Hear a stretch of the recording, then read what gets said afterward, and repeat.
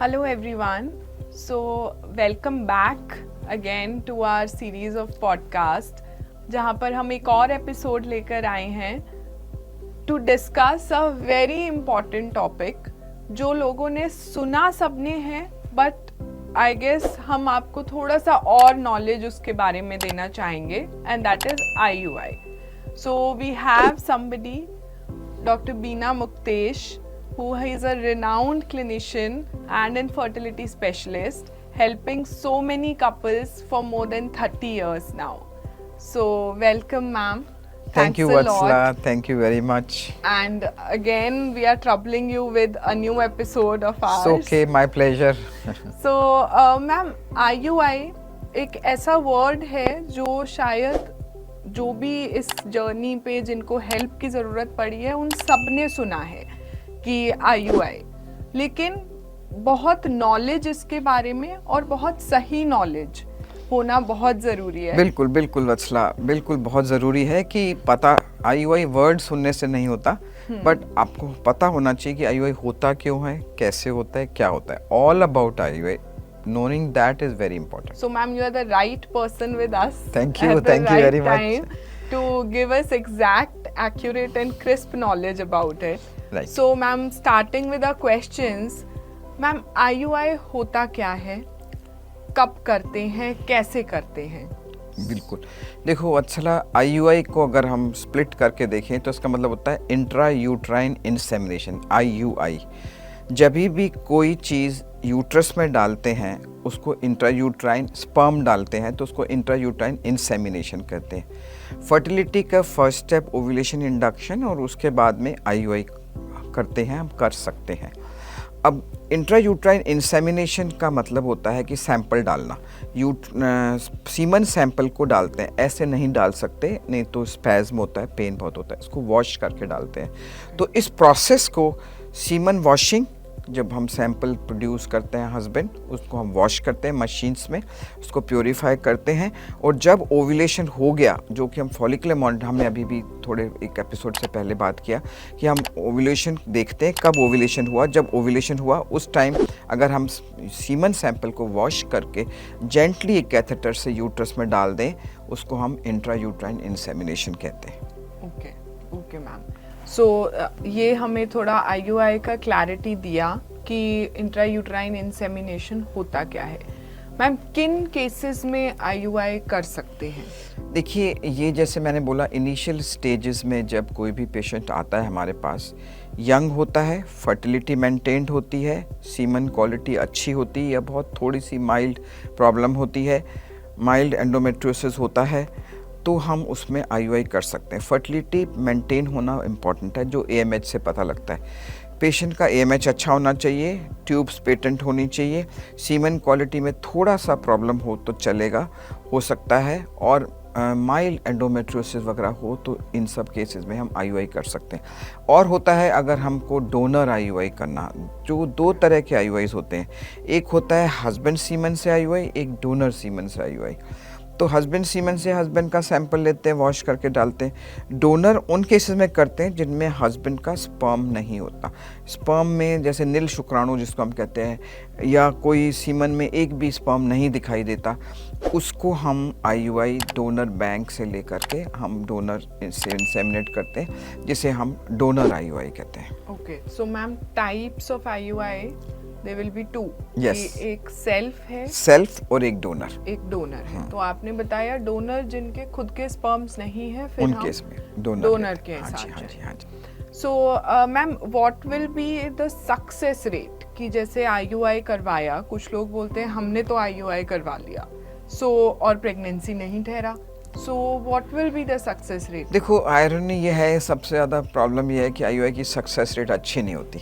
अगर अच्छे से अच्छे सेंटर में, अच्छे से अच्छे स्पर्म में अच्छा ओव्यूलेशन होते हुए फर्टिलिटी भी मेंटेन्ड है, तो उन केसेस में भी IUI की सक्सेस रेट 18% होती है. It is not full, but it is just 18%. Okay. तो ये हमें ध्यान में रखना चाहिए कि सक्सेस रेट इतनी लो है और हमारे को अर्जेंसी है या हमारा क्राइटेरिया नहीं मीट कर रहा IUI का, तो हम ना करें. ओके.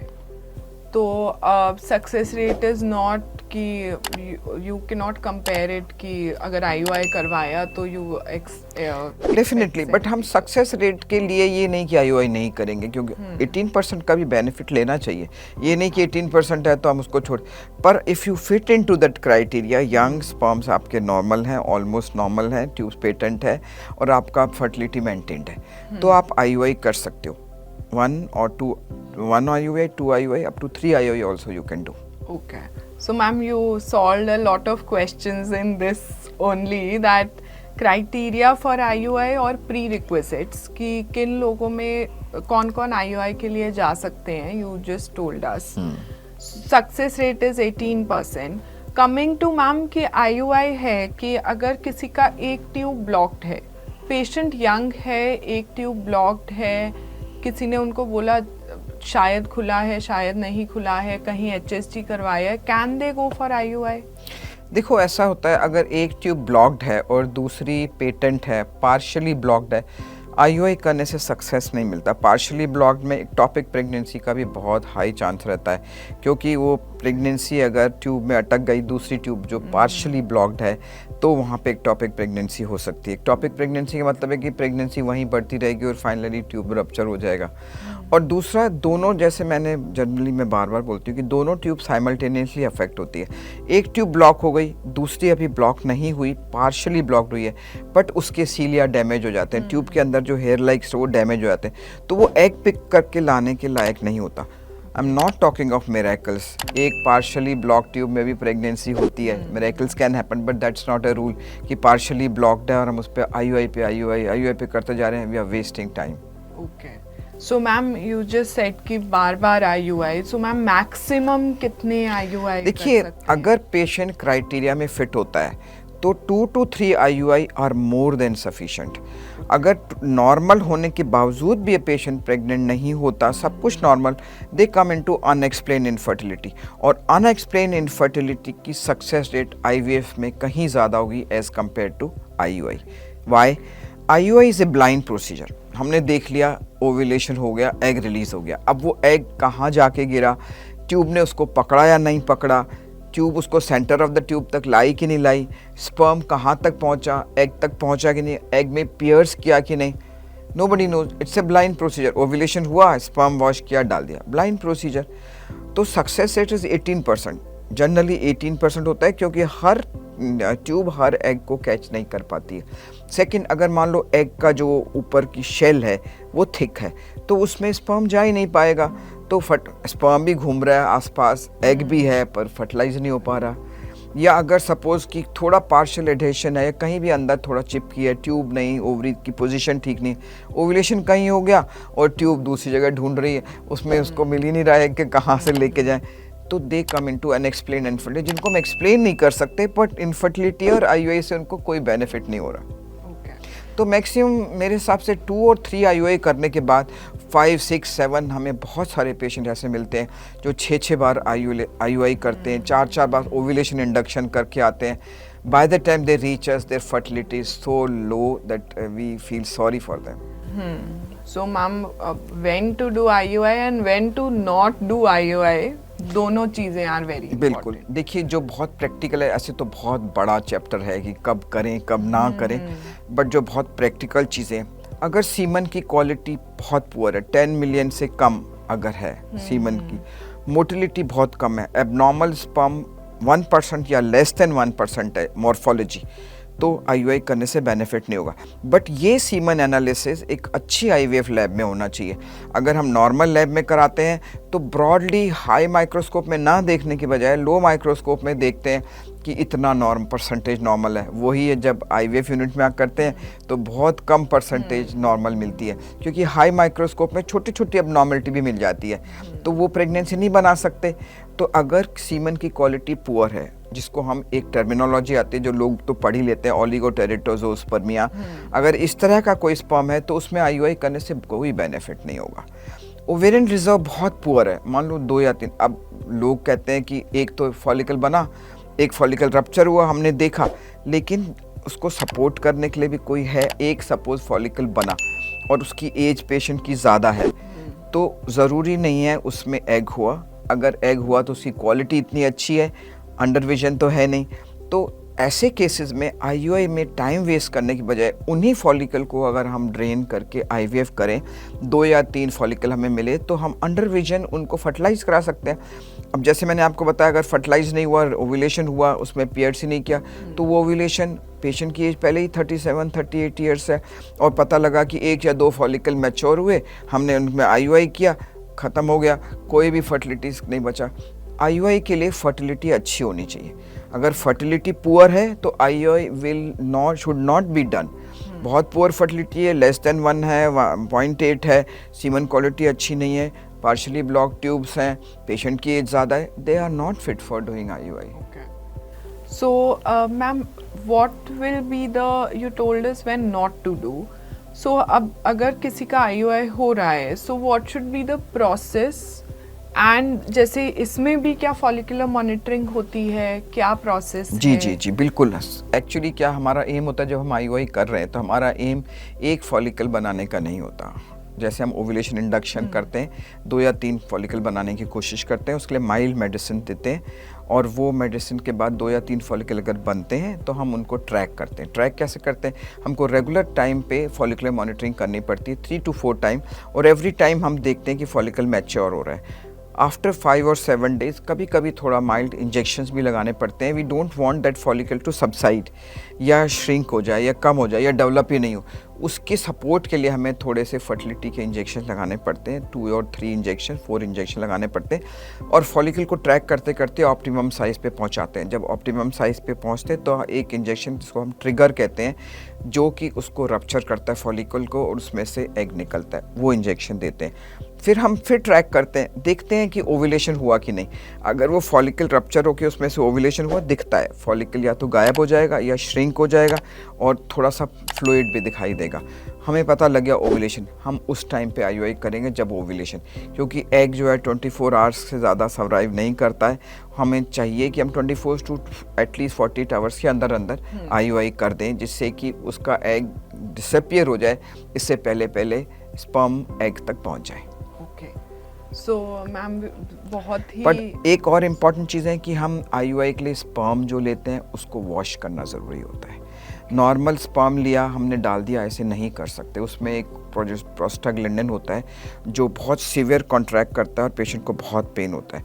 तो हम आईयूआई करने के लिए सैंपल लेते हैं, पेशेंट से सैंपल लेंगे, वॉश करेंगे। वॉश करने से डेब्रीज हैं, पस सेल्स हैं, आरबीसीज हैं, जो भी मतलब एक्स्ट्रा है वो सब फिल्टर हो जाता है और प्योर स्पर्म, अच्छी क्वालिटी के स्पर्म हमें मिलते हैं जो हम यूट्रस में डाल सकते हैं। जितना मैक्सिमम तक हम डाल के छोड़ें उतना शॉर्ट टाइम उसको ट्रैवल करना पड़ेगा। तो ऐसे करते हैं हम आईयूआई, और उसके बाद हम प्रोजेस्टेरॉन का सपोर्ट देते हैं। कोई ऐसे रेस्ट की ज़रूरत नहीं होती, पेशेंट घर जा सकता है सेम टाइम पे। ओके मैम, वही नेक्स्ट क्वेश्चन था कि male partner, husband and wife दोनों का रोल हो गया कि हमने आईयूआई किया, सो कोई एडमिशन, कोई एनेस्थीसिया, कुछ बेहोशी, कुछ मतलब कितने लंबा प्रोसीजर है, कितना टाइम लगता है? देखिए, ये तो ओपीडी प्रोसीजर होता है, इसमें कोई एनेस्थीसिया की ज़रूरत नहीं होती है, कोई एडमिशन की ज़रूरत नहीं होती है। हमने देखा ओव्यूलेशन हो गया, हस्बैंड फर्टिलिटी यूनिट में सीमन प्रोड्यूस करता है, वहीं पे मशीन्स में इसको वॉश करते हैं, प्योर स्पर्म जो अच्छी क्वालिटी के सीमन है उसको फ़िल्टर करके अलग ले लेते हैं और जेंटली अंडर अल्ट्रासाउंड गाइडेंस उसको यूट्रस में हम छोड़ देते हैं। पेन बिल्कुल नहीं होता क्योंकि सीमन वॉश्ड है। वॉश सीमन में प्रोस्टाग्लैंडिन नहीं होता तो वो स्पैज़म नहीं होता। अगर राइट तरीके से नहीं डाला गया या पेशेंट थोड़ा टाइट है तो थोड़ा सा पेन महसूस होता है, पर नॉर्मली आईयूआई में कोई पेन नहीं होता है जनरली। तो ठीक है मैम, वही कि पेशेंट का यही कंसर्न होता है कि पेन तो नहीं होगा, छुट्टी तो नहीं लेनी पड़ेगी। राइट। नहीं, आईयूआई ओपीडी प्रोसीजर, हाँ, अगर जिस दिन आईयूआई करते हैं सैंपल वॉश में टाइम लगता है, ब्लैडर फुल होने में टाइम लगता है, जब अल्ट्रासाउंड के अंडर आईयूआई करेंगे तो इसलिए हाफ डे लग जाता है। बट छुट्टी लेने की ज़रूरत है या बिल्कुल बेड रेस्ट है, ऐसी कोई ज़रूरत नहीं। पेशेंट वॉक करके आता है और वॉक करके चला जाता है, and patient can drive also and go wherever he wants. It's an because ये इनसाइड है, मतलब intra uterine insemination and nothing is coming out of the body, तो इसमें ये बिल्कुल माइल्ड प्रोसीजर है। सो मैम कोई प्रिकॉशंस प्रोसीजर से पहले या बाद में ऐसा स्पेसिफिक? देखो, अगर जब हम आईयूआई करते हैं तो हम पेशेंट हस्बैंड को बोलते हैं कि अपने 2-3 दिन तक या ना तो इंटरकोर्स करें या थोड़ा मतलब मैस्टरबेट वगैरह ना करें कि हमें क्वांटिटी सीमन की मिल जाए। ठीक है, एक तो ये है प्रिकॉशंस है। और दूसरा, जब पेशेंट को हमने एक बार आईयूआई कर दिया उसके बाद भी एक्चुअली रेस्ट की ज़रूरत नहीं होती, but if they want they can take 1 day rest, otherwise there is no need for rest. ऐसा कोई मेजर प्रिकॉशंस की ज़रूरत नहीं होती। प्रोजेस्टेरॉन हम देते हैं सपोर्ट के लिए, वो टाइम टू टाइम लेता रहे पेशेंट, और फिर जब टाइम आएगा हम प्रेगनेंसी टेस्ट करके देख लेंगे। तो there is no major precaution which they have to take. Okay, so ma'am जैसे ओव्यूलेशन इंडक्शन और आईयूआई दोनों में बेसिक डिफरेंस क्या है? देखिए, ओव्यूलेशन इंडक्शन एक पहला स्टेप है। ओव्यूलेशन इंडक्शन दोनों में होता है। जब हम ओव्यूलेशन इंडक्शन को दोनों में डाल सकते हैं, और ओव्यूलेशन इंडक्शन के बाद नेचुरल और आईयूआई। ओव्यूलेशन इंडक्शन दोनों में किया, जब हमें पता लगा ओव्यूलेशन है, if the semen quality and quantity is good and they have never tried, they can go for natural. और अगर सीमन थोड़ी सी प्रॉब्लम है, बहुत ज़्यादा मेजर नहीं, माइनर प्रॉब्लम है, and they have already tried ovulation induction with natural, they can go ovulation induction with IUI. Okay ma'am, so बहुत easily आपने ऐसा, now we have a clear picture of it. तो ma'am जैसे बार बार again and again you are stressing on semen quality, sperm quality कैसा है, semen analysis कैसा है, so there is a minimum number that has to be there. Generally IUI के लिए कहते हैं कि you should have at least 10 million sperms होना चाहिए। मोटिलिटी मिनिमम, अगर हम मिनिमम में तो 10 to 15% मोटिलिटी होनी चाहिए। मॉर्फोलॉजी 1% से ज़्यादा होनी चाहिए, 2% हो, 3% हो, 4% हो। पस सेल्स वगैरह नहीं होने चाहिए, क्योंकि अंदर यूट्रस में जाता है, वॉश करें तो भी थोड़ा इन्फेक्शन होता है। तो ये सब क्राइटेरिया सीमन के होते हैं। लेकिन सीमन क्वालिटी में बार बार अपने हर वीडियो में बोलती हूँ, आउटसाइड लैब में जैसे ब्लड की लैब्स होती हैं उससे ना करा के फर्टिलिटी यूनिट की लैब में कराएं तो बेटर होगा, क्योंकि उधर सीमन हाई माइक्रोस्कोप में देखा जाता है, ज़्यादा एबनॉर्मलिटी पता दिखती है। हम बार बार बोलते हैं हमारा सीमन तो नॉर्मल है, पेशेंट आके बोलते हैं 50% हमारा स्पर्म था, नॉर्मल था, अब हमने आईवीएफ यूनिट में कराया तो ये तो 1% दे रहे हैं। दे डोंट रियलाइज़ कि वो लो माइक्रोस्कोप में किया है, उनमें एबनॉर्मलिटी नहीं दिखी। अब जब हाई माइक्रोस्कोप में करते हैं तो हमें एबनॉर्मलिटी दिख रही है। जब हमें पता है कि 100 में से एक स्पर्म जो है वो नॉर्मल है या लेस देन 1, तो कैसे वो प्रेगनेंसी होगी? अगर एक क्लास में सपोज 100 स्टूडेंट्स बैठे हैं, एक स्टूडेंट पढ़ने वाला है और 99 नहीं पढ़ती, तो क्या वो एक स्टूडेंट को पढ़ने देंगे? नहीं पढ़ने देंगे। और उसी स्टूडेंट को अगर हम उठाकर दूसरी क्लास में रख दें तो वो पढ़ लेगा। इसी तरह से उसको ऐसे केसेस में जिसमें 1% से कम मॉर्फोलॉजी होती है या 1% होती है, दे नीड इक्सी।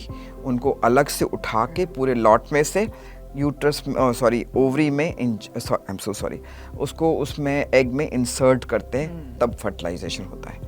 तो इन सब बातों का ध्यान रखना चाहिए। बहुत पुअर क्वालिटी स्पर्म में आईयूआई बहुत लोगों में मैंने देखा है, तो बड़ा दुख होता है सोच के कि देखिए इस तरह से बिल्कुल नहीं होना चाहिए। क्योंकि मैम जो पेशेंट्स आते हैं फिर वो हमारे पास with the report and they say, जैसे आपने बोला कि हमारा तो एकदम नॉर्मल था, हम 1 साल से ट्राई कर रहे हैं, फिर जो फर्टिलिटी यूनिट में होती है then they have less than 1%। हाँ, तो उनको फिर डिटेल्स नहीं पता ना। हाँ। और दे आर सरप्राइज कि हमारा तो 40% नॉर्मल था, यहाँ पे तो 1%। इतना डिफरेंस कैसे है? नाउ आई टोल्ड यू कि इतना डिफरेंस क्यों होता है। अब एक चीज को आप 200 टाइम मैग्नीफाई करोगे तो छोटी छोटी एबनॉर्मलिटी भी दिखेगी, वो प्रेगनेंसी तो नहीं बना सकते। और लो माइक्रोस्कोप में देखोगे तो नॉर्मल दिखेगा आपको। Correct ma'am, correct. So, ma'am, moving on to the next question, that in case of females, अगर किसी को PCOS है, so how IUI is beneficial in cases of PCOS? देखिए, जो PCOS में ओव्यूलेशन होता है उसमें हम IUI कर सकते हैं।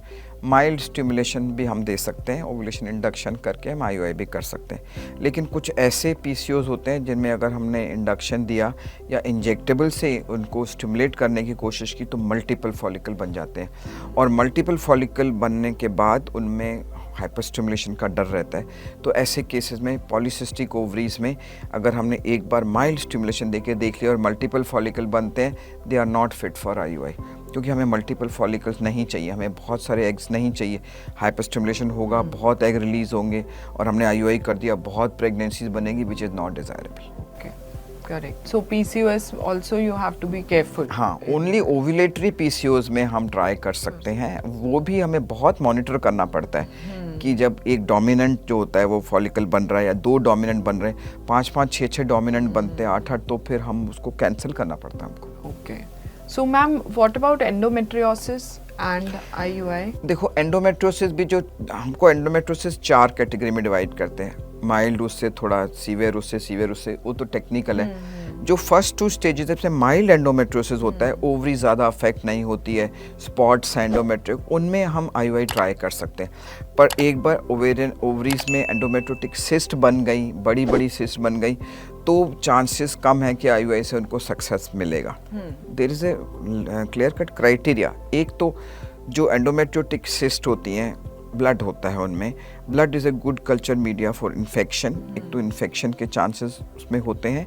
दूसरा क्या, एंडोमेट्रियोसिस में एग की वॉल थिक हो जाती है, तो उसमें स्पर्म पेयर्स नहीं कर सकता, तो ऐसे केसेस में हमें PRC कराना पड़ेगा, तो XC करना पड़ता है, ठीक है। और एंडोमेट्रियोसिस, जब एक्सटर्नल एंडोमेट्रियोसिस होता है तो उसमें ट्यूब्स, ओवरी सब इधर उधर चिपक भी जाती हैं, तो ट्यूब फ्री नहीं होगी तो एग नहीं पकड़ पाएगी। अगर वो एग नहीं पकड़ पाए तो IUI कैसे बने? ये तो इनसाइड प्रोसीजर है, ये आउटसाइड तो कुछ है नहीं, यूट्रस के अंदर हम स्पर्म छोड़ देते हैं, तो उन केसेस में भी ये सक्सेसफुल नहीं होता। पॉलीसिस्टिक ओवरीज में बार से कोई फ़ायदा नहीं है, सीवियर एंडोमेट्रियोसिस में IUI से कोई फ़ायदा नहीं है। पुअर क्वालिटी ऑफ स्पर्म जो कि बहुत पुअर है, उसमें भी IUI करने से कोई फ़ायदा नहीं है। ब्लॉक ट्यूब्स है उसमें तो डेफिनेटली नहीं। पार्शली ब्लॉक्ड है, उसमें भी एक या बार आपने ट्राई किया, नहीं हो रहा तो यू शुड मूव अहेड। ऐसा नहीं कि उसमें बार पार्शली ब्लॉक्ड है, एक तो खुली है partially, this is very localize pill है, तो बाहर जगह नहीं है, तो वो एग को कैसे पिक करेगी? इन सब क्राइटेरियाज को देखते हुए हमें IUI करना चाहिए। नहीं कि जो पेशेंट आया, ओव्यूलेशन इंडक्शन हो गया, IUI हो गया, अब ये फर्स्ट है, ऐसा नहीं है, हमको चूज करना होता है पेशेंट।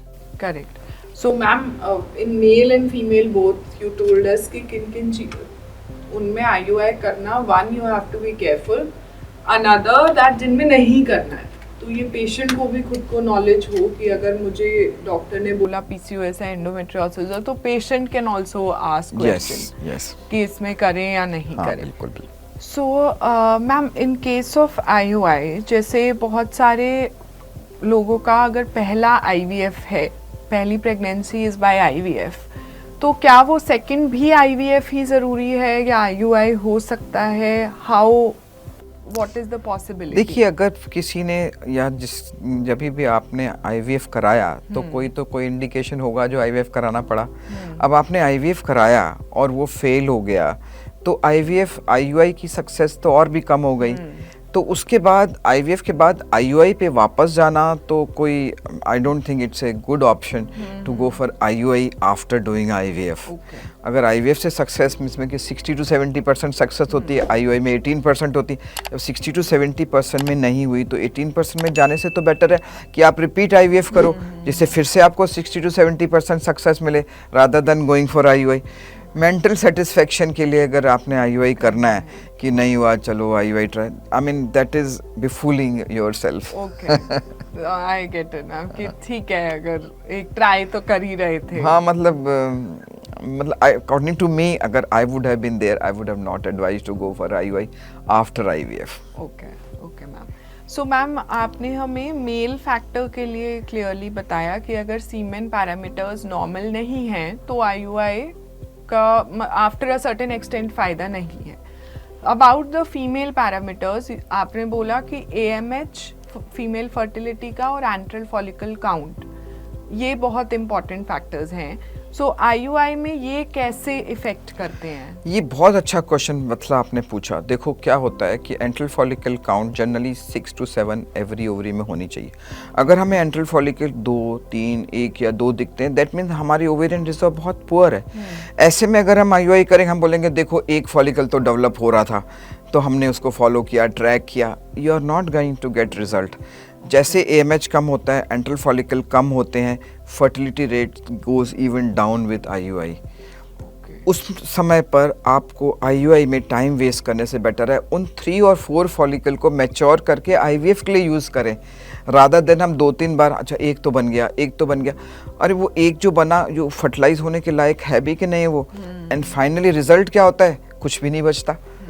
तो इसको पुअर ओवेरियन रिजर्व करते हैं। एंट्रल फॉलिकल काउंट 5-6 से कम है, AMH 2 to 5 नॉर्मल मानते हैं, पर किसी का 1 AMH है, 0.9 है। It is better to do IVF rather than doing IUI।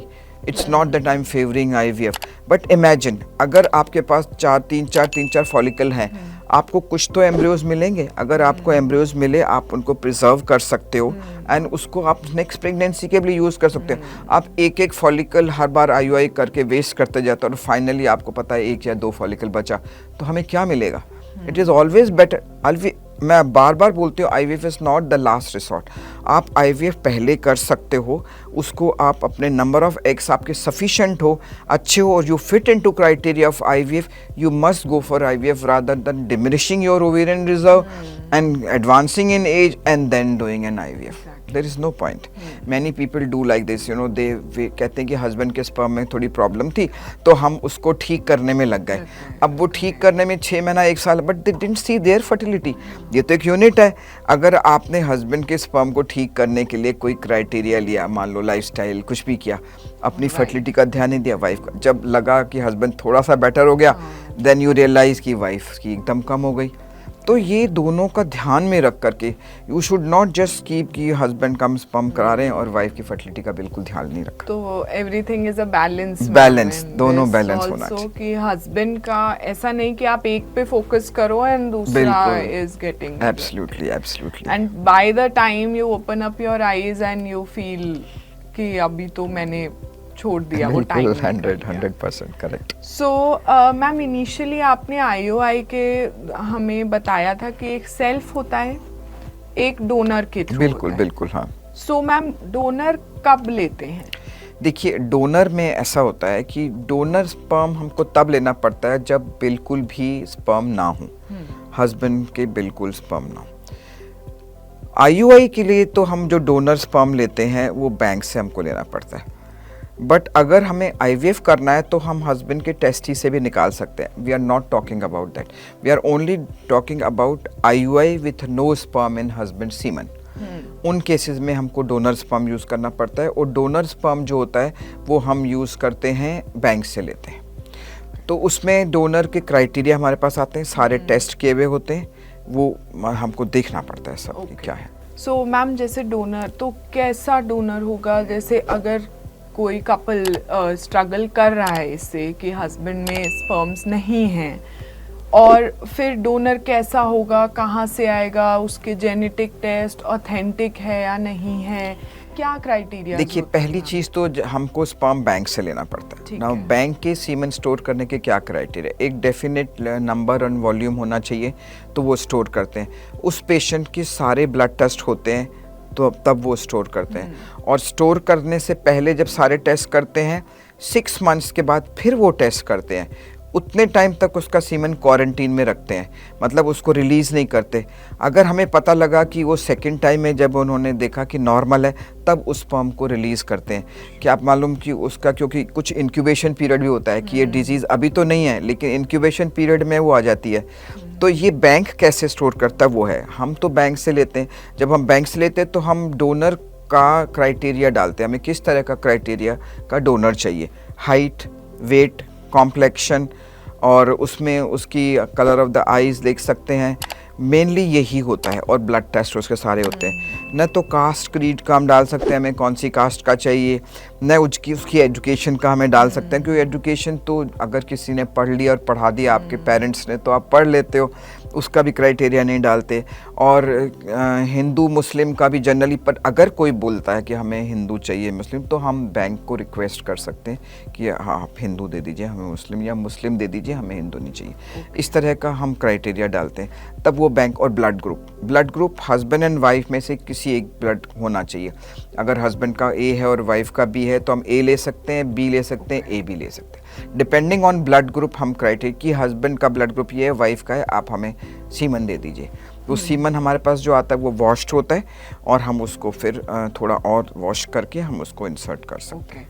So ma'am it is because taking a sperm donor लोगों में काफ़ी हेजिटेशन होता है कि एंड दे आस्क अस कि एजुकेशन तो होगी ना, वो उसका कलर कैसा होगा, हाँ, ये सब ये तो हम डालते हैं। ये कलर मैंने बताया, colour of the skin, sclera और हाइट, वेट, ये सब डालते हैं। और डिजीज़ के सारे टेस्ट हुए हुए होते हैं, वायरल मार्कर, HIV, ऑस्ट्रेलियन जिन, ये सब टेस्ट उसके हुए हुए होते हैं। बाकी जेनेटिक्स का कोई नहीं बता सकता कि भाई उसकी जेनेटिक्स कैसी होगी, और या स्पर्म बैंक दे देंगे कि इसकी जेनेटिक्स में कोई प्रॉब्लम नहीं है।